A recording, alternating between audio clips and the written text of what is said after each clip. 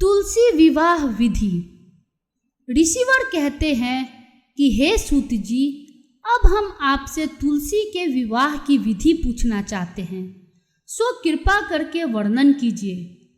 ऋषिवरों का यह वाक्य सुनकर आनंद में मग्न हुए श्री सूत जी कहने लगे कि हे मुनीश्वरों, अब मैं आपके सामने तुलसी जी के विवाह की विधि का वर्णन करता हूँ, इसलिए आप सावधान होकर सुनने का कष्ट करें।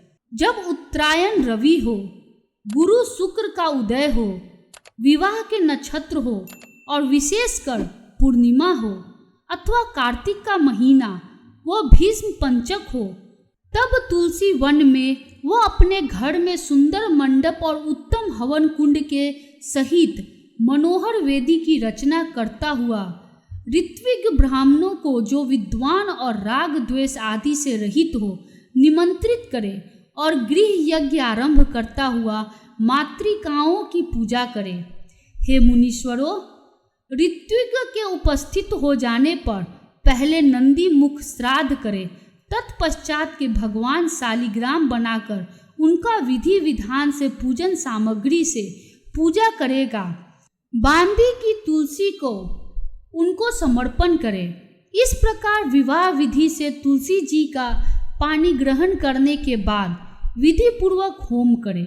इसके बाद सपत्नीक यजमान, भाई, बंधु और सेवकों के साथ चारों ऋत्विक के सहित विष्णु भगवान की प्रेम प्रदक्षिणा करता हुआ शांति पाठ और मंगल गान के साथ साथ आदि बाजे भी बजवाने चाहिए।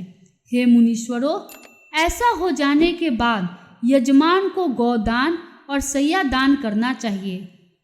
ऋत्विकों को दक्षिणा देकर विप्र भोज और जाति भोज करना चाहिए।